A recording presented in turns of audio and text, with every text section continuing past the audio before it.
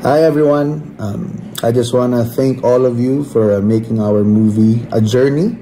#1 sa Netflix. Maraming salamat po sa mga nakanood na. Sa mga hindi pa po nakanood, please watch it. It's still streaming on Netflix worldwide. Again, thank you very much. Ang saya-saya po namin. Sobrang saya po namin. Kita nyo, nangitim na po yung buhok ko. Thank you. Nabothered ang publiko sa biglang pagtanda ng itsura ni Paolo Contis, mahigit isang buwan makaraang huling umere ang kanilang noontime show na Tahanang Pinakamasaya sa GMA Network.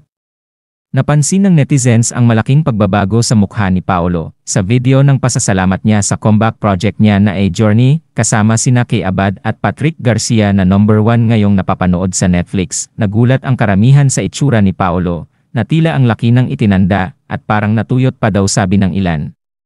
Para daw kung magsusuntento sa mga anak niya 20% na lang may bawas, kaya mag-a-apply ng senior citizen. Nakakatanda kasi kapag may mga iniisip, imposible namang walang nararamdamang guilt feeling yan kahit kailan. At hindi niya iniinda lahat ng sinasabi ng mga tao sa kanya, lalabas at lalabas pa rin sa mukha yan. Komento pa ng ilan.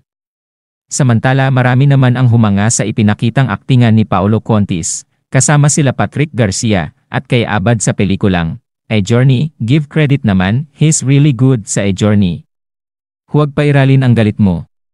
Kung sa bagay very emotional ang mga Pinoy despite the issues sa two actors dito, walang maipipintas pagdating sa aktingan. Congrats sa kanilang tatlo for a job well done. Ang ganda ng story, simple pero tagos sa puso, mapapaiyak ka at mapapaisip kung paano dapat enjoyin ang buhay.